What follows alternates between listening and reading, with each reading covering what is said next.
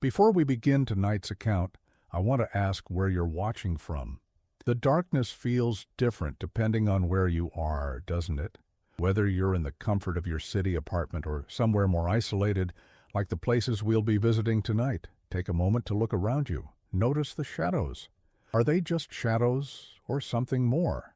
The corners where the light doesn't quite reach, the spaces behind doors not fully closed, the areas beneath your bed that remain perpetually dark. Have you ever truly examined them? Have you ever wondered what might be looking back at you from those negative spaces, those pockets of nothingness that exist in every home, no matter how brightly lit? Let me know in the comments below where you're watching from. I'm curious how many of you are currently in the Appalachian region, perhaps unknowingly close to the locations I'll be discussing tonight. Some stories are best heard from a distance. This might be one of them. Summers in the Blue Ridge Mountains of North Carolina bring a particular kind of silence. Not the peaceful quiet of postcards and travel brochures, but something heavier, a silence that watches. In 1921, this silence was briefly interrupted when a local mail carrier named Jefferson Hulcom failed to return from his route through Blackwood Hollow. His horse returned alone 3 days later, saddlebags empty, reins dragging in the dirt. The official report called it an accident, likely thrown from his horse, body lost to the steep ravines that cut through those mountains like ancient wounds. But there was one detail that didn't fit, one the authorities seemed eager to overlook. Jefferson's ledger, always kept in his inside pocket, was found nearly a mile from any established trail, pages torn out. The remaining entries mentioned deliveries to a family called the Bakers.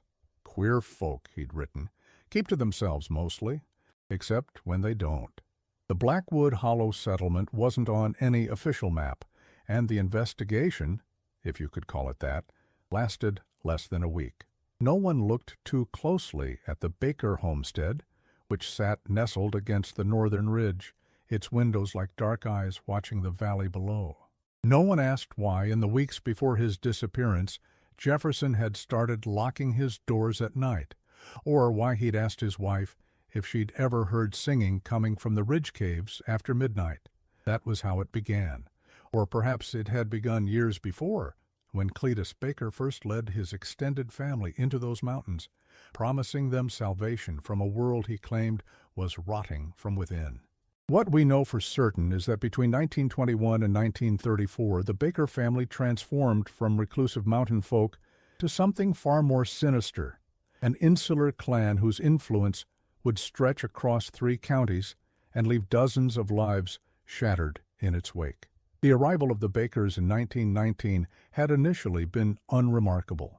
Local records show that Cletus purchased the land legitimately, paying in cash, an unusual amount of cash for someone who claimed to be a simple farmer from Tennessee. He brought with him 3 sons and their families, 2 daughters and their husbands, and his wife Margaret, a woman rarely seen but often spoken about in whispers.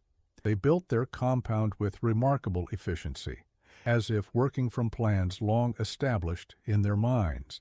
Within 6 months, their property boasted the largest house in the hollow, sturdy outbuildings and cleared fields ready for planting. They worked from before dawn until after dusk, recalled Silas Miller, whose family owned the general store in nearby Criswell. Cletus would come in for supplies, always polite, always paying in cash. Had this way of looking at you, like he knew something about you that you didn't know yourself. Made folks uneasy, though no one could say exactly why. In those early years, the Bakers' oddities were tolerated, even dismissed as the natural eccentricities of newcomers. If they rarely attended local gatherings, if their children didn't play with others, if strange lights were sometimes seen moving through their property at night, well, mountain folk had always valued privacy. Live and let live was the unspoken code of places like Blackwood Hollow. A code that would ultimately allow the Bakers to operate unchecked for over a decade. The Blackwood Hollow of 1921 was like many isolated Appalachian communities, hardscrabble, proud, and deeply suspicious of outsiders. Most families there lived much as their grandparents had, farming small plots of rocky soil, hunting, and trading with neighbors when necessary. The nearest town of any size was Creswell, a full day's journey by wagon.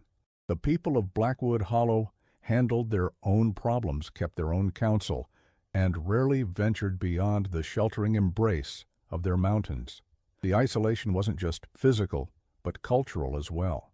Many of the oldest families could trace their lineage back to the first European settlers who had pushed into these valleys in the late 1700s, Scots-Irish mostly, with some German and English mixed in. They brought with them not only their languages and customs, but their superstitions and folk beliefs, their ghost stories and witch tales. Over generations, these old-world traditions had merged with Cherokee and African influences to create a unique spiritual landscape, one where gateways between worlds might open on certain nights, where haints and boogers lurked in dark hollows, where signs and omens carried weight that no outsider could fully comprehend. It was this rich tapestry of belief, this tendency to accept that the world contained more than what could be seen or touched, that made the community particularly vulnerable to someone like Cletus Baker. His ideas, which might have been dismissed as lunacy in more sophisticated settings, found fertile ground in minds already accustomed to walking the line between Christian doctrine and older, darker faiths. The Baker property was different from the typical homesteads that dotted the hollow. Where other families made do with modest cabins and small cleared fields, the Baker land sprawled across nearly 200 acres, including a large main house, several outbuildings, and a meeting hall that Cletus insisted they build within months of their arrival. They called it the Assembly House, though no ordinary church services were ever held there. The Baker clan itself was numerous. Cletus and his wife Margaret, their 5 adult children, and their spouses, and at least a dozen grandchildren. They worked their land efficiently, produced fine crops, and were unfailingly polite on the rare occasions they interacted with their neighbors. They just seemed like good, God-fearing folk trying to make their way, recalled Eliza Weatherford, one of the few remaining residents who remembered the Bakers' early years. Cletus had a way about him, tall and straight-backed even in his 50s, with these eyes that seemed to look right through you. When he spoke at community meetings, people listened. He had ideas about self-sufficiency, about how the government was failing rural folk. Made sense, especially as times got harder. And times did get harder. Years before the Great Depression gripped the nation, mountain communities were already suffering. Coal companies were buying up land for pennies on the dollar. Young people were leaving for factory jobs in distant cities. The Spanish flu had decimated many families, leaving widows and orphans struggling to maintain their farms. The government seemed distant and unconcerned with the hardships of people so removed from centers of power and influence. It was against this backdrop of gradual decline that Cletus Baker began expanding his influence beyond his family compound. He started by offering help to his nearest neighbors, extra hands at harvest time, seeds from his seemingly inexhaustible supply, a shoulder to lean on when the weight of mountain life grew too heavy. His sons, Samuel, David, and John, became known for their willingness to assist with difficult tasks, barn raisings, well diggings, road clearings after storms. They asked for nothing in return except friendship and occasionally the attendance of their neighbors at what Cletus called fellowship meetings in the assembly house. Cletus seemed to have an uncanny ability to identify which families were most vulnerable, which individuals were most susceptible to his particular brand of attention. He focused especially on those who had suffered recent losses, the widowed, the bereaved, those whose children had left for distant cities and never returned. These broken people, their grief still raw, found in Cletus a listener unlike any they had encountered before. He would sit with them for hours, his eyes never leaving theirs, absorbing their pain with seemingly bottomless empathy. He had a way of making you feel like you were the only person in the world when he talked to you, recalled Martha Simmons, who lost her husband and 2 sons to influenza in 1922. Like he understood your suffering better than you did yourself. He'd take your hands in his His hands were always warm, no matter the weather. And he'd say, "The mountain has a purpose for your pain," and somehow that made it easier to bear. What Martha and others like her didn't realize was that Cletus was collecting their grief like a resource, cataloging their weaknesses, mapping the emotional landscapes of his neighbors with the precision of a surveyor. Each confession, each tearful unburdening was filed away for future use. He knew who drank to excess, who beat their spouses, who harbored shameful secrets about paternity or finances or youthful indiscretions. This knowledge gave him power, but it wasn't enough for his purposes. He needed devotion, not just compliance. The fellowship meetings began innocuously enough. Hymns were sung, passages from the Bible were read. Cletus would speak about the importance of community, of self-reliance, of preparing for harder times ahead. But as months passed, his sermons took on a darker tone.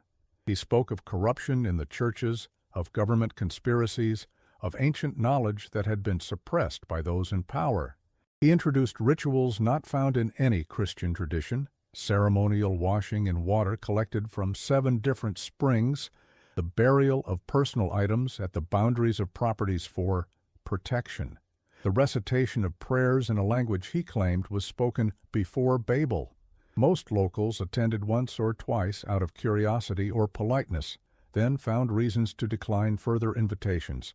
But some stayed, some listened, some began to believe. "My sister Mary started going regular in 22, said Howard Jenkins, interviewed in 1967 for a regional oral history project. Changed her somehow, got real secretive, started talking like Cletus, all about purification and preparation.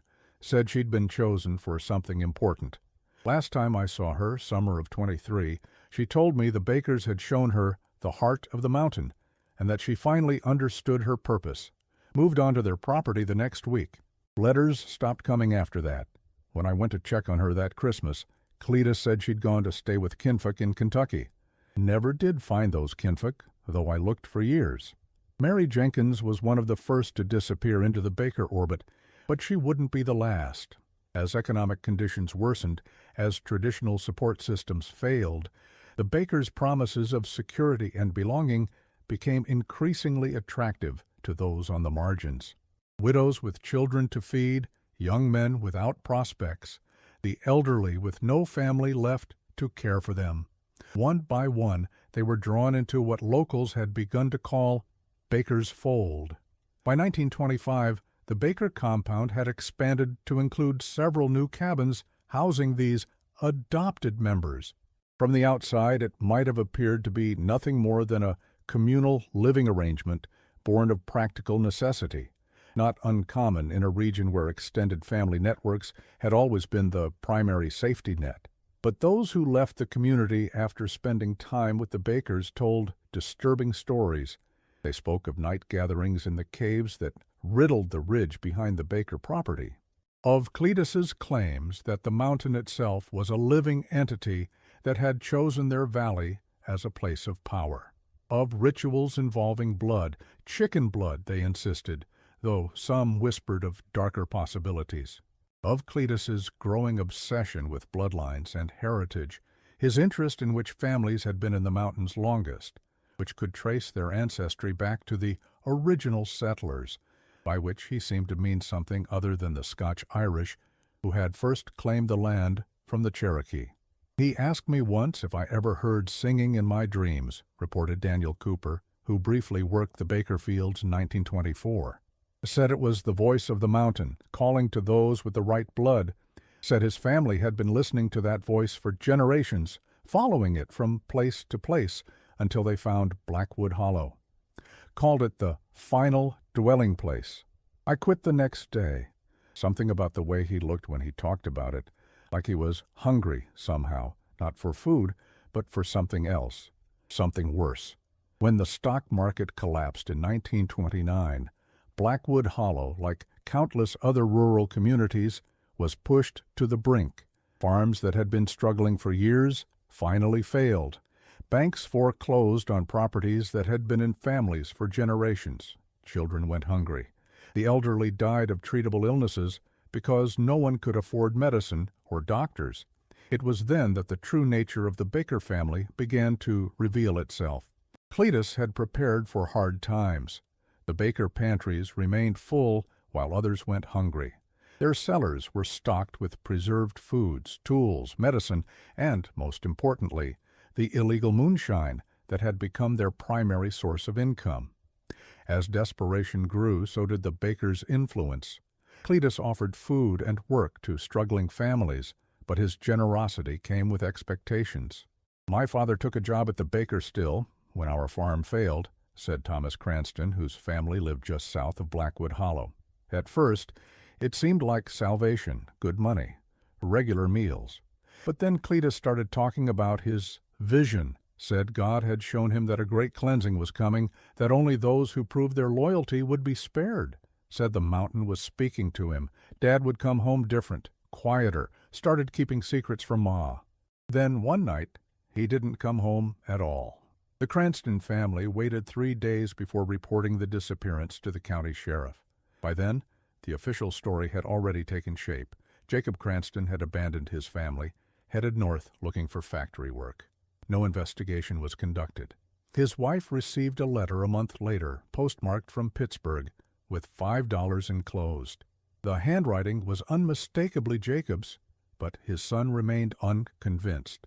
"Dad wouldn't have left without saying goodbye to us kids, and he'd been talking about something happening at the assembly house, something that had disturbed him deeply. He'd made Ma promise that if anything happened to him, she would take us and leave Blackwood Hollow immediately. But where could we go? It was 1930. There were no jobs, no future anywhere else. So we stayed. And we pretended to believe the lie." The letter from Pittsburgh was only one of many such messages received by families in and around Blackwood Hollow between 1929 and 1933. Men and women who had vanished would suddenly write home from distant cities, Cleveland, Baltimore, Cincinnati, always with the same basic story. They had found work. They were sorry for leaving so abruptly. They enclosed a small amount of money and promised to send more when they could. They asked their families not to try to contact them as they moved frequently for work. These letters, we now know, were part of an elaborate system designed to quiet suspicions about disappearances. The handwriting was genuine because the letters were indeed written by the missing persons, under duress, in the chambers beneath the Baker house, shortly before their ceremonies were completed. The postmarks were arranged through the Baker network of associates in various cities who would receive the letters by courier and mail them locally. For the Cranstons and other families in Blackwood Hollow, silence became a form of survival. They averted their eyes when Baker men came into town with unexplained injuries or blood on their clothes. They nodded politely when Margaret Baker spoke of her husband's divine guidance, and they pretended not to notice when strangers occasionally appeared at the Baker compound, only to vanish days or weeks later. These strangers, seekers, the Bakers called them, came from as far away as Georgia and Pennsylvania, drawn by rumors of a community that had weathered the Depression unscathed, of a leader who could provide both material security and spiritual certainty in uncertain times. Some had read pamphlets distributed by Baker associates in bus stations and soup lines across the Appalachian region, pamphlets that spoke of the final dwelling place and the protection of the mountain. What these seekers found when they reached Blackwood Hollow was, at first, exactly what had been promised. The Baker compound was indeed prosperous compared to the surrounding area. Food was plentiful. Work was available.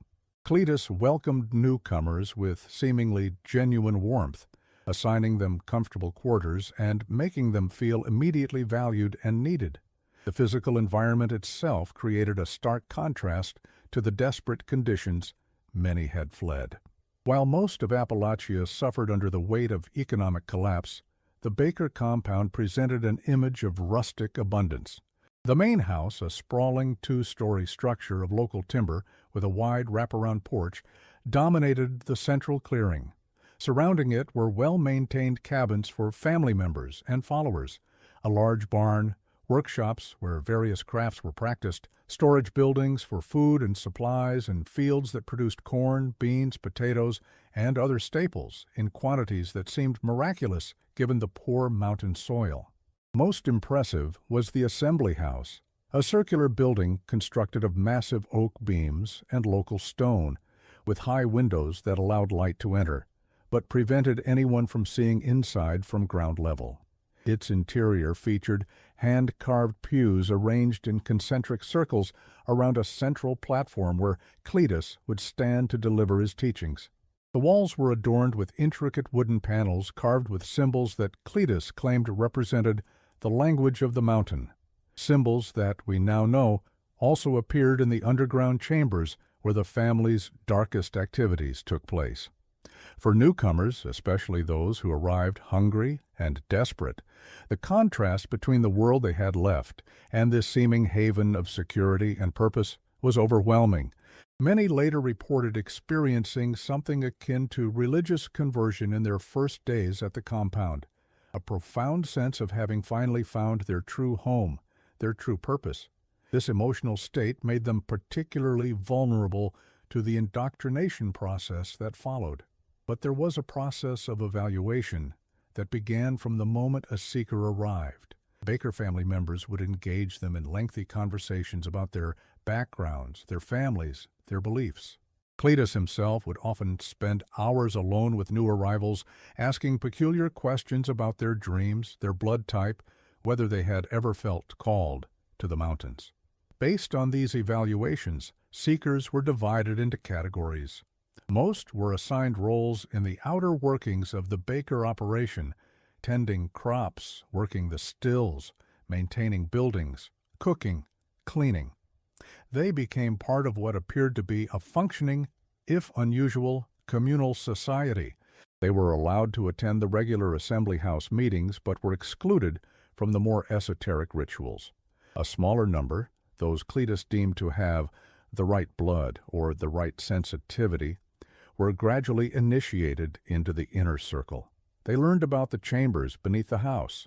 They were taught the symbols and chants that Cletus claimed had been passed down through generations of his family. They participated in the midnight gatherings in the ridge caves, and eventually they were shown the heart of the mountain, the central chamber where the most important ceremonies took place. A third category, smallest but most tragic, consisted of those who Cletus identified as having sacrificial quality. These individuals were treated with special care, given the best food, the most comfortable accommodations, treated with a reverence that must have seemed flattering at first. They were told they had been chosen for a unique purpose, that they would help secure the salvation of the worthy when the great cleansing came. Only too late did they discover what this purpose entailed. These disappearances might have continued indefinitely, if not for the events of June 1932, when Judge Henry Washburn's daughter disappeared while visiting relatives in Creswell. Elizabeth Washburn, 17 and by all accounts headstrong, had gone for an afternoon walk and never returned. Unlike previous disappearances, this one could not be quietly dismissed. Judge Washburn was an influential man with connections to the governor. State police were dispatched, searches were organized, rewards were offered. For 3 weeks, the investigation yielded nothing. Then a local boy, hunting for arrowheads in the hills above Blackwood Hollow, found a torn piece of blue fabric caught on a thorn bush near one of the unmapped trails leading to the Baker property. The fabric matched the dress Elizabeth had been wearing when she disappeared. When state investigators arrived at the Baker homestead, they were met with polite cooperation. Cletus expressed appropriate concern, offered his men to help with the search, and gave the officers a thorough tour of his property. Nothing seemed amiss. The officers noted the unusual prosperity of the Baker land compared to surrounding properties, but in the absence of any evidence linking the family to Elizabeth's disappearance, they could do little more than file their reports and continue searching elsewhere. What the officers couldn't know was that beneath the main Baker house, accessible only through a hidden trap door in the pantry floor, lay a network of rooms and passageways that Cletus had spent years expanding and reinforcing. Some connected to natural caves in the mountainside, others were entirely man-made. It was here that the true business of the Baker family unfolded, far from prying eyes. The underground complex had begun modestly. A root cellar expanded to accommodate the family's moonshine operation. But over time, as Cletus's vision evolved, the excavation had grown more ambitious. Baker men and trusted associates worked in shifts, carting soil and stone out under cover of darkness, dumping it in ravines miles from the property. They shored up walls with timber, installed ventilation shafts disguised as hollow tree trunks, created storage rooms for food and supplies, quarters for special guests, and spaces dedicated to Cletus's increasingly elaborate rituals. The construction itself was an engineering marvel, especially considering it was accomplished without modern equipment or formal training. The main access point was the hidden trapdoor in the pantry floor, which led down a narrow staircase carved directly into the bedrock. This opened into a large chamber that served as a hub, with multiple tunnels branching off in different directions. Some of these tunnels connected to natural cave systems that riddled the mountain.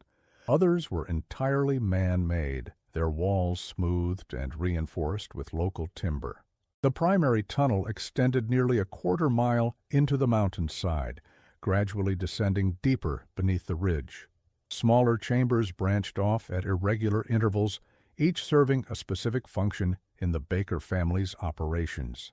The first several rooms were dedicated to practical matters, the production and storage of moonshine, workshops for crafting tools and weapons, storerooms for food and supplies that might be needed if the family had to retreat underground for extended periods. Beyond these utilitarian spaces lay the areas dedicated to Cletus's cult activities. A large chamber had been converted into what the family called the preparation room, where new initiates were introduced to the inner mysteries of Cletus's teachings. The walls here were covered with elaborate murals depicting scenes from his prophesied cleansing, stylized representations of mountains opening, of chosen people entering protected spaces, while others were consumed by what appeared to be floodwaters or flames. Further along the tunnel was the marking chamber, where Cletus performed the rituals that formally inducted followers into his inner circle. Here, initiates received the physical mark of their dedication, a brand or tattoo of one of the symbols that featured prominently in Baker mythology, typically applied to the upper back or shoulder blade, where it could be easily concealed from outsiders. Most sinister was what lay at the very end of the main tunnel, a naturally formed cavern that Cletus had discovered during the initial excavation and immediately declared to be the heart of the mountain. The space was roughly circular, perhaps 40 feet in diameter, with a domed ceiling that rose to a natural chimney opening to the surface far above, allowing smoke to escape and a single shaft of light to enter at certain times of day. The floor had been carefully leveled, and in the center stood the altar, a massive slab of native stone that had been shaped and polished until it gleamed in the firelight like black glass. And it was here, in this small chamber carved from the living rock, that Elizabeth Washburn spent her final days, listening to Cletus Baker explain how she had been chosen, how the mountain had called for her, how her sacrifice would ensure the survival of the worthy when the great cleansing finally came. We know this because of Tobias Baker, Cletus's youngest grandson, who would eventually become the family's undoing. In 1933, at the age of 16, Tobias began keeping a secret journal, documenting the family's activities in meticulous detail. His writings, discovered years later, provide the only first-hand account of what occurred in the chambers beneath the Baker house. "Grandfather says the girl is special," Tobias wrote in August 1932, "says her blood is old blood that will strengthen the seals. I watched from the observer's alcove as they prepared her. She fought at first, but the tea mother makes quiets them after a while. Grandfather performed the marking ritual as always, speaking in the language only he knows. I could not watch when they brought out the knives. I am told I must overcome this weakness. if I am to take my place in the family. I am afraid I am not strong enough for what grandfather envisions." Tobias Baker had been born into the family legacy, raised from infancy to believe in Cletus's teachings. He had never known any other way of life, never been allowed to form friendships outside the family compound, never been permitted to question the increasingly dark practices he witnessed. And yet, something in him resisted. Perhaps it was the books he secretly read, volumes borrowed from the trunks of seekers before their belongings were disposed of. Perhaps it was his mother, Rebecca, the only one of Cletus's children who occasionally showed signs of doubt about her father's methods, though never openly. Whatever the source of his moral awakening, Tobias began to document what he saw, hiding his journal in a hollow space beneath a loose floorboard in his bedroom. His writings reveal a young man torn between family loyalty and growing horror, between the only belief system he had ever known and his own emerging sense of right and wrong. "Father took me to the third seal today," he wrote in September 1932. "It is 5 miles from the house, in a cave high on the eastern ridge. The symbol there is larger than the others, covering the entire back wall of the chamber. Grandfather carved it himself over 7 years, working only during the dark of the moon. Father says there are 7 seals in total, forming a circle around our valley. When all are properly consecrated, the protection will be complete, and the cleansing can come without harming those Grandfather has chosen." I asked what happens to everyone else. Father said that was not for us to worry about. "I dreamed of drowning towns that night, of water rising to cover everything except our mountain." Tobias's journal reveals a family in the grip of madness, led by a man whose charisma masked a profound psychopathy. Cletus Baker had constructed an elaborate mythology around his visions, combining elements of fundamentalist Christianity, folk magic, and his own twisted imagination. He spoke of ancient bloodlines, of a covenant with the mountain itself, of rituals that would protect his followers from the coming apocalypse, and his family believed him, or were too terrified not to. The disappearance of Elizabeth Washburn marked a turning point for the Bakers. Judge Washburn refused to let the investigation die, even when his own colleagues urged him to accept that his daughter had likely run away or met with an accident in the wilderness. He hired private detectives. He petitioned the governor. He became a thorn in the side of a law enforcement apparatus that had long since made its peace with the Bakers. Cletus watched these developments with growing concern. The journal entries from late 1932 describe increasingly erratic behavior, long rants about enemies and traitors, escalating paranoia, and more frequent ceremonies in the chambers below. The Baker family's criminal enterprises expanded beyond moonshine to include extortion, protection rackets, and a strange form of religious tithing from those who had fallen under Cletus's influence. "Grandfather has ordered the inner circle to begin collecting the markers," Tobias wrote in December. "Every household in the valley must contribute. Those who refuse will be visited by Uncle Samuel and Uncle David." There was resistance at the Parson farm. Now there is no more Parson farm. The markers were personal items, wedding rings, family Bibles, children's toys, taken as a form of insurance. Those who submitted lived in fear that defying the Bakers would result in the desecration of their most precious possessions, or worse. It was an effective method of control in a community where objects passed down through generations carried tremendous significance. The cleansing that Cletus predicted took different forms in his teachings, depending on his audience. To the outer circle he described it in vague biblical terms, a flood perhaps, or a fire that would purify the land. To his family and inner circle, he was more specific. The mountain would awaken at a predetermined time. Those who had been properly prepared, those who had participated in the rituals, who had contributed to the strengthening of the seals, who had proven their loyalty, would be spared. All others would be consumed by what emerged from the heart of the mountain. What exactly Cletus believed would emerge remains unclear, even from Tobias's detailed accounts. The language becomes metaphorical, elliptical, as if Tobias himself couldn't fully comprehend or articulate his grandfather's vision. He refers to the old ones and those who wait below, without further explanation. He mentions preparations for the opening and the emergence, without describing what these events entail. It's possible that Cletus maintained a deliberate vagueness, even with his inner circle, understanding that concrete details might strain credulity beyond what even his most devoted followers could accept. There are hints, however, scattered throughout Tobias's journal and in the testimonies of survivors, that suggest the outlines of Cletus's cosmology. He appeared to believe that the mountains themselves were not merely geological formations, but living entities, ancient beings that had chosen to manifest in physical form, to sleep for millennia, while humanity spread across the earth. These sleeping mountains contained chambers, hearts, where their true essence resided, accessible only to those with the proper knowledge and bloodline. According to Cletus, certain human lineages were connected to these mountain beings, carrying within them a trace of the old blood that made them receptive to the mountain's communications. These chosen bloodlines had been scattered and diluted over generations, but could be identified by certain markers: unusual dreams, a natural affinity for high places, specific physical characteristics that Cletus never fully enumerated but claimed to recognize on sight.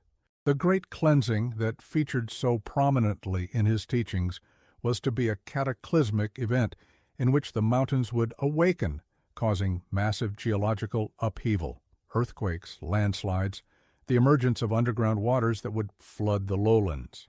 Only those who had been properly prepared, who had participated in the rituals and been marked as belonging to the mountain, would survive this transformation. They would be sheltered in the very hearts that had been opened through Cletus's ceremonies, emerging afterward to inherit an earth cleansed of the unworthy. What makes this mythology particularly disturbing is not its content. Similar apocalyptic visions have appeared in many cult belief systems, but the literal way in which Cletus attempted to manifest it. The seals he established throughout the region were not merely symbolic. They were physical modifications to the landscape, strategic weakening of geological structures that, had they been completed according to his design, might indeed have caused localized collapse and flooding during a significant seismic event. The heart-opening rituals performed in the central chamber were not merely ceremonial. They involved the actual blood of sacrificial victims being poured into crevices in the cave floor, in the belief that this would establish a connection between the chosen people and the mountain entity. And the markers collected from local families were not merely tokens of submission. They were meant to be buried with their owners after death, creating a network of anchors that would guide the mountain's power during the awakening, sparing those properties while destroying others. What is clear is that the rituals were becoming increasingly frequent and increasingly violent. The strengthening of the seals required blood, initially animal blood, but by late 1932, Cletus had determined that only human sacrifice would suffice for the final consecrations. Elizabeth Washburn had been the first, but she would not be the last. By early 1933, the Baker family's influence had spread well beyond Blackwood Hollow. They had informants in Creswell and neighboring towns, the postmaster who read and reported on private correspondence, the telegraph operator who monitored communications with the outside world, shopkeepers who tracked who was buying what, and most critically, Deputy Sheriff Lawson, who ensured that any official inquiries into the Bakers' activities were quickly derailed. It was a system of control as effective as it was invisible. In the midst of the Depression, with government authority weak and traditional community bonds fraying, the Bakers created a parallel power structure based on fear, obligation, and Cletus's twisted spirituality. Those who participated were rewarded with food, protection, and a sense of belonging to something powerful. Those who resisted simply disappeared. Judge Washburn might have disappeared as well, if not for his position and connections. Instead, the Bakers employed more subtle methods to neutralize him. Anonymous letters arrived suggesting his daughter had run off with a married man. Witnesses came forward claiming to have seen Elizabeth boarding a bus to Charleston. A girl's body, unidentifiable but wearing a blue dress, was discovered in a river 50 miles away, temporarily diverting the investigation. But Henry Washburn was not easily discouraged. In March 1933, he hired a new detective, William Kearney, formerly of the Pinkerton Agency, a man known for his thoroughness and discretion. Unlike previous investigators, Kearney did not announce his presence. He arrived in Creswell under the guise of a WPA surveyor, rented a room at the local boarding house, and began his work quietly, carefully, building a web of his own to counter the one the Bakers had spun. For 3 months, Kearney gathered information. He mapped the connections between the Bakers and local officials. He tracked the movement of goods and money through Baker-controlled businesses. He identified likely informants and fed them false information to test their loyalty. And most importantly, he began to hear whispers about the chambers beneath the Baker house, about the rituals conducted there, about the fate of those who were chosen by Cletus's mountain god. The Kearney fellow has been asking questions, Tobias wrote in May 1933. Grandfather knows. He always knows when someone is pulling at threads. I heard him tell Uncle Samuel to make arrangements, but not to waste the opportunity. I know what that means now. There will be another ceremony soon. I dream of the girl from Creswell almost every night. Her eyes, the sound she made at the end, not a scream, something worse. I cannot write it down. What Kearney couldn't know was that he had already attracted the attention of the Baker network. His landlady, Mrs. Hewitt, had been in the Bakers' debt ever since they provided the money to prevent foreclosure on her boarding house. She reported the new tenant's irregular hours, his careful questions, the notes he made each night before retiring. On June 17, 1933, William Kearney wrote his final report to Judge Washburn. The contents of that letter never reached their destination. Deputy Lawson intercepted the mail pouch, removed Kearney's letter, and delivered it instead to Tobias Baker. That night, Kearney returned to his room to find Samuel and David Baker waiting for him. He was never seen again. But Kearney had been cautious. Before coming to Blackwood Hollow, he had established a dead man's switch, a sealed package of his findings to be mailed to the state attorney general if he failed to send a telegram every 3 days. When no telegram arrived on June 20th, the package was delivered as instructed. Its contents would set in motion the events that finally brought the Baker family to justice. The state attorney general, faced with evidence of corruption, murder, and something approaching organized cult activity, bypassed local authorities entirely. Federal agents were dispatched, arriving in Blackwood Hollow on the morning of July 2, 1933. The raid on the Baker compound was swift and overwhelming. Cletus and most of the adult family members were arrested without incident, seemingly confident that their network of influence would protect them as it always had. The raid itself was a carefully planned operation involving over 30 federal agents supported by a contingent of state police who had been brought in from the eastern part of North Carolina to ensure they had no local connections that might compromise the mission. The agents approached from multiple directions before dawn, establishing a perimeter around the entire Baker property before moving in with precise coordination. Despite the element of surprise, the compound was not taken completely unaware. Later testimony revealed that Margaret Baker had experienced one of her vision dreams the night before, seeing strangers with iron hearts coming up the valley. She had warned Cletus, who had instructed the family to offer no resistance if approached by authorities. His confidence in the protection afforded by his political connections remained absolute, and he saw any legal proceedings as merely a temporary inconvenience. This confidence was evident in his demeanor during the arrest. According to Agent Thomas Wilson's report, Subject C. Baker displayed no anxiety or concern when informed he was under arrest for multiple counts of kidnapping and murder. He smiled pleasantly, requested permission to put on his coat, and asked if his Bible could be brought along. When informed of the general nature of the charges, he nodded as if receiving expected news and said, "The mountain works in mysterious ways, young man. Perhaps this is part of the path." Only Samuel Baker attempted resistance, firing at agents from the barn with a hunting rifle. He was shot and killed in the ensuing exchange. Tobias, watching from an upstairs window of the main house, would later write that his uncle died with the same smile grandfather gets when he talks about the cleansing. What the agents discovered beneath the Baker house would shock even the most seasoned investigators. The underground chambers extended far into the mountainside, a labyrinth of rooms serving various purposes. Some were clearly used for the production and storage of moonshine. Others contained cots, chains bolted to stone walls, and implements whose purpose could only be guessed at. The walls were covered with elaborate symbols carved directly into the rock, concentric circles, strange angular characters, and crude representations of human figures in poses of supplication. Most disturbing was the central chamber, which Tobias Baker's journal referred to as the heart of the mountain. Here the agents found an altar-like stone table, channels carved into its surface leading to collection basins. The floor was stained dark despite evidence of repeated cleaning.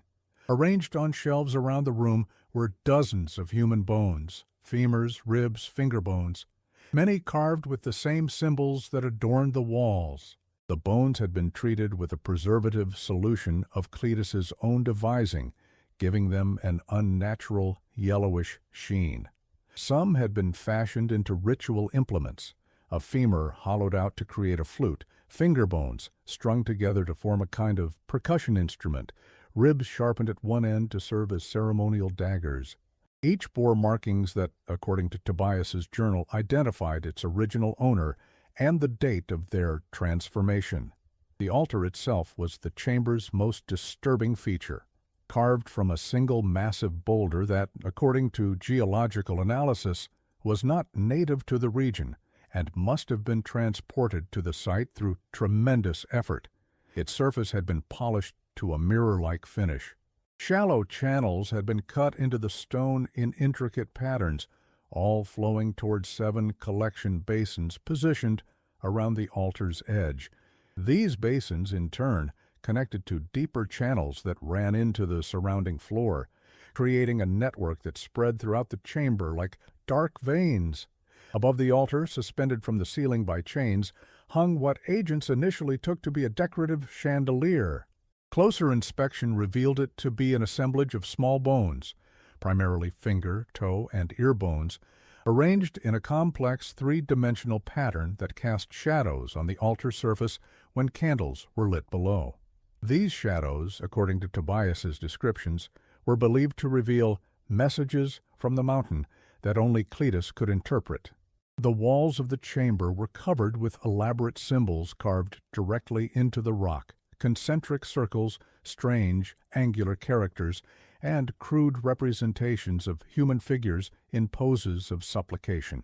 Interspersed among these were more recognizable images, maps of the surrounding mountain region with certain areas marked, anatomical diagrams of the human circulatory system, and what appeared to be astronomical charts showing star positions at specific dates.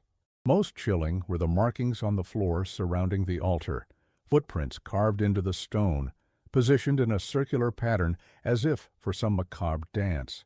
Each footprint bore a name and date, presumably indicating participants in the rituals conducted there.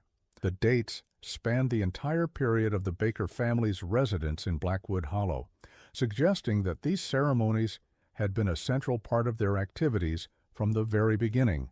In a smaller chamber nearby, agents discovered hundreds of personal items, the markers Tobias had written about, each carefully labeled with a family name. And in the deepest room, accessible only through a narrow crawl space, they found the remains of at least 8 individuals, including those of Elizabeth Washburn, identifiable by a silver bracelet her father had given her for her 16th birthday. One agent, in his official report, wrote, In my 15 years of federal service, I have witnessed many scenes of human depravity and criminal violence. Nothing in my experience prepared me for what we discovered beneath the Baker property. It was as if we had descended into a different world entirely, one governed by rules and beliefs so alien to normal human understanding that I find myself unable to fully articulate what I observed. I can only state the facts as presented in this report and leave interpretations to those more qualified in matters of criminal psychology. The Baker compound was secured, its residents, family members, and followers alike, taken into custody. The underground chambers were thoroughly documented, their contents cataloged and removed as evidence. And through it all, Cletus Baker maintained an eerie calm, answering questions politely but without offering any real information, his eyes fixed on some distant point, as if watching for something only he could see. It was during this initial processing that Tobias Baker made his decision. Separated from his family for the first time in his life, questioned by agents who treated him not as a criminal, but as a victim of his grandfather's influence, the young man began to speak. He told them about his journal. He described the ceremonies he had witnessed. He explained as best he could the theology his grandfather had constructed around the mountain and its supposed powers. And he led them to the other sites, the 7 seals located in caves and abandoned mine shafts throughout the surrounding ridges, each marked with the same symbols found in the central chamber, each the site of rituals too terrible for him to describe in detail. The boy seemed simultaneously relieved and terrified, wrote Agent Wilson in his case notes. He speaks of his grandfather with a mixture of fear and awe that suggests the depth of indoctrination he has experienced. Yet there is also a clear moral awareness, a recognition of the wrongness of what has occurred that gives me hope for his eventual rehabilitation. Of all the Baker family members, he alone appears capable of genuine remorse. The trial of Cletus Baker and his family began in October 1933. The proceedings were closed to the public due to the sensitive nature of the evidence, but court records reveal a case that tested the boundaries of American jurisprudence. How does one prosecute crime so bizarre, so removed from ordinary human experience within the framework of existing law? Prosecutors ultimately focused on the most provable offenses: kidnapping, murder, production of illegal alcohol, obstruction of justice, corruption of public officials. The supernatural trappings of the Baker family's activities were downplayed, presented as the manipulative tools of a charismatic criminal rather than genuine beliefs. The evidence was overwhelming. Tobias Baker testified against his family, providing the narrative framework that connected physical evidence to specific crimes. Former followers, promised leniency, described the gradual process by which they had been drawn into Cletus's orbit and the methods used to ensure their continued compliance. Forensic experts detailed their findings from the underground chambers and the remote seal sites. Cletus Baker represented himself at trial, using the opportunity to expound on his philosophy and prophecies. Court transcripts show a man of remarkable intelligence and verbal facility, capable of weaving compelling narratives even as he stood accused of the most heinous crimes. Several jurors had to be dismissed after falling under his influence during cross-examination. "The mountain has chosen me to prepare the way," he declared in his closing statement. "What you call murder, I call transformation. What you call kidnapping, I call salvation. The great cleansing is coming, and your prisons of stone and steel cannot hold back the tide. Mark my words, the seals we have created will break without our tending, and then you will understand the purpose of our work." On December 12, 1933, the jury returned its verdict, guilty on all counts. Cletus Baker, his wife Margaret, and their 3 sons were sentenced to death. The remaining adult family members received life imprisonment. The Baker children, including Tobias, were placed in state custody, their names changed to protect them from the notoriety that would forever be associated with their family. Cletus Baker was executed by electric chair on March 17, 1934. Witnesses reported that he remained eerily calm throughout the procedure, smiling slightly as the switch was thrown. His final words, spoken clearly despite the leather strap across his mouth, were, "The mountain remembers." In the decades that followed, Blackwood Hollow slowly faded away. The remaining residents, unable to escape the shadow of the Baker family, gradually abandoned their homes. The land was eventually purchased by a timber company, the buildings demolished, the very name erased from updated maps. Nature reclaimed the site of so much suffering, as if trying to heal an old wound. The Baker case files were sealed by court order until 1983, when they were finally opened to researchers and journalists. Many of the most disturbing details were redacted, deemed too inflammatory for public consumption. Tobias Baker's journal, perhaps the most important primary source, disappeared from the evidence room in 1965 and has never been recovered. What remains are fragments, newspaper clippings, court transcripts, oral histories from aging residents of nearby communities. From these, we can reconstruct the outline of the Baker family's reign of terror. But the full truth of what occurred in those mountain chambers may never be known. In 2007, a team from Appalachian State University conducted an archaeological survey of the former Baker property. They discovered that the entrances to the underground chambers had been thoroughly sealed with concrete sometime in the late 1930s by order of the state government. Ground-penetrating radar revealed that the network of rooms and tunnels was more extensive than previously documented, with several chambers that federal agents had apparently never discovered. The team requested permission to break the seals and explore these unexplored areas. Their request was denied without explanation. Today, the former site of Blackwood Hollow is part of Pisgah National Forest. Hiking trails crisscross the area, passing within yards of where the Baker house once stood. Park rangers do not mention the history of the location to visitors. The few remaining concrete caps that seal the entrances to the underground chambers are unmarked, slowly being covered by moss and fallen leaves, indistinguishable from natural features to the untrained eye. But local residents know better than to venture there after dark. They speak of strange sounds that sometimes echo from the hillside, rhythmic tapping, like stone striking stone deep underground. They mention the unusually dense fog that often clings to that particular ridge, even on clear days. And they tell stories of hikers who have reported a tall, straight-backed figure watching them from a distance, visible for just a moment, before disappearing among the trees. In 2019, a student researching the Baker case discovered a previously overlooked detail in the trial transcripts.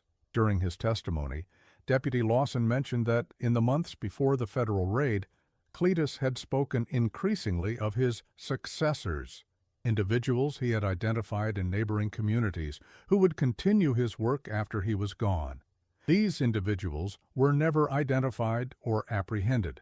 The student, Catherine Merrill, was a doctoral candidate in Appalachian Studies at East Tennessee State University. Her dissertation focused on the intersection of folk religion and economic exploitation in mountain communities during the Depression era.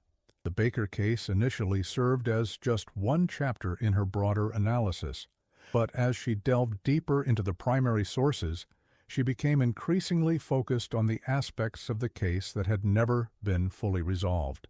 What struck me about the Lawson testimony was how matter-of-fact it was, Merrill wrote in her research notes. He mentioned the successors almost in passing, as if it was common knowledge that Cletus had been grooming others outside his family to carry on his work. Yet, in all the subsequent investigation and trial coverage, this thread was never pulled. It's as if everyone involved collectively decided it was better not to look too closely at the possibility that the Baker influence extended beyond the immediate family. Merrill's investigation led her to county records offices throughout the region, where she pieced together a disturbing pattern. In the years following the Baker trial, similar disappearances occurred in counties throughout the Appalachian region, cases that were investigated individually but never connected to a larger pattern. In each instance, Local authorities eventually determined that the missing persons had likely left the area voluntarily, despite evidence suggesting otherwise. The parallels are unmistakable, Merrill noted. The victims fit the same profile as those who disappeared around Blackwood Hollow, individuals with deep roots in the region, often from families that had been in the mountains for generations. In several cases, family members received letters postmarked from distant cities, just as happened with the Baker victims. And in at least 3 instances, personal items belonging to the missing persons were later found in locations that made no sense given the official explanation of their disappearance. Most disturbing was the students' discovery of land purchase records showing that between 1935 and 1950, various parcels surrounding the former Baker property were acquired by corporations with no obvious business interests in the area. These corporations, upon further investigation, appeared to be shells, their ownership deliberately obscured through a complex network of legal entities. The pattern of these acquisitions, when mapped, formed a rough circle around the site of Blackwood Hollow, reminiscent of the 7 seals described in Tobias Baker's journal. There's a deliberateness to these purchases that cannot be coincidental, Merrill wrote. Someone was systematically acquiring control of specific geographical points around the former Baker property, points that correspond to natural cave systems and old mining sites, exactly the kind of locations where Cletus established his seals. The question is, who was behind these acquisitions and what was their purpose? Merrill's attempts to answer this question led her to a retired forest ranger named James Coffey, who had worked in Pisgah National Forest from 1965 to 1998. Coffey, then in his 80s, was initially reluctant to discuss the Baker case or the strange land purchases, but eventually agreed to meet with Merrill at his home in Brevard. There are things about those mountains that don't make it into official reports, he told her, according to her interview notes. Things the Park Service prefers to keep quiet. Those concrete caps you asked about, the ones over the old Baker tunnels. They've been replaced 3 times since I started working there. 3 times. The first ones cracked within 10 years of being poured. The second set lasted maybe 15 years before rangers noticed strange seepage around the edges. The current set was installed in '92, and last I heard, they're showing the same signs of deterioration. When Merrill asked what could cause such damage to reinforced concrete seals, Coffey was evasive. Could be natural forces, water damage, freeze-thaw cycles, seismic activity. But there were rumors among the maintenance crews that the damage always came from below, not from exposure to the elements, like something was pushing up against the seals from inside the mountain. Coffey also confirmed that Park Service employees were instructed not to discuss the history of the Baker property with visitors or to acknowledge the existence of the sealed tunnel entrances if asked about them. It was unofficial policy, nothing in writing, just passed down from supervisor to supervisor. That's not our history to tell, they'd say. Focus on the natural beauty and recreational opportunities. But we all knew the stories. You don't work in those mountains for long without feeling the weight of what happened there. The student's research was never published. According to university records, she left the program abruptly in the middle of the semester, citing personal reasons. Attempts to contact her have been unsuccessful. Her dissertation advisor, Dr. Eleanor Hammond, would say only that Merrill had expressed concern about unwanted attention from individuals who had learned of her research focus and that her decision to leave the program had been sudden but not entirely unexpected. Which brings us finally to the present day.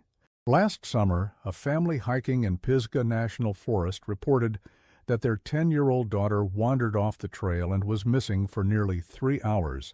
When found, she was physically unharmed but deeply shaken. She spoke of being led by a nice old man to a special door in the ground where other people were waiting. She had been told she was special, that she had old blood. But something had frightened the group, an unexpected noise perhaps, and they had hurriedly returned her to near where her family was searching. Park rangers conducted a thorough sweep of the area, but found nothing unusual. The incident was attributed to an overactive imagination, perhaps influenced by ghost stories told around the campfire the previous night. The family returned to their home in Charlotte, relieved that what could have been a tragedy had ended so benignly. 3 weeks later, the girl began having nightmares. She drew pictures of symbols she couldn't possibly have known: concentric circles, angular characters, human figures in poses of supplication. She spoke of a heart hidden inside the mountain, and she insisted, with increasing desperation, that the nice old man had promised to come find her again because she belonged with them now. Her parents sought psychological help, assuming their daughter was processing the trauma of being lost in the woods. But one therapist, familiar with the Baker case, recognized the symbols from the girl's drawings. When shown photographs of Cletus Baker, the girl became hysterical, insisting that wasn't the man she had met. The nice old man was younger, with darker hair and special eyes. Authorities have once again opened an investigation, though they are proceeding with caution. The Baker case has acquired a folkloric quality over the decades, spawning numerous hoaxes and false reports. It's entirely possible that the girl encountered a hiker who knew the local legends and decided to play a cruel prank. But for those who have studied the case closely, there remains a troubling question. What if Cletus Baker was telling the truth? Not about his supernatural claims, of course, but about his successors? What if his network extended further than anyone realized, preserving his teachings and methodologies across generations? What if the sealed chambers beneath the old Baker property are not as sealed as we believe? The mountains of Appalachia keep their secrets well. Families there have long memories and quiet ways. Traditions are preserved, passed down from parent to child in the privacy of home and hearth. Some traditions bring comfort and connection to a shared past. Others serve darker purposes, fulfilling promises made long ago by men like Cletus Baker, who saw in isolation and desperation the perfect soil for planting the seeds of something monstrous. If you find yourself driving those winding mountain roads, passing through small communities that seem frozen in time, pay attention to the silences. Notice which questions are answered too quickly, which names cause eyes to shift away. And if you hear about special gatherings in old meeting houses, about a mountain that speaks to those with the wisdom to listen, about a cleansing that is coming to separate the worthy from the damned, keep driving. Do not stop. Do not ask for directions. Above all, do not accept invitations from smiling strangers who seem to know too much about you, who comment on your old blood, who promise answers to questions you never knew you had.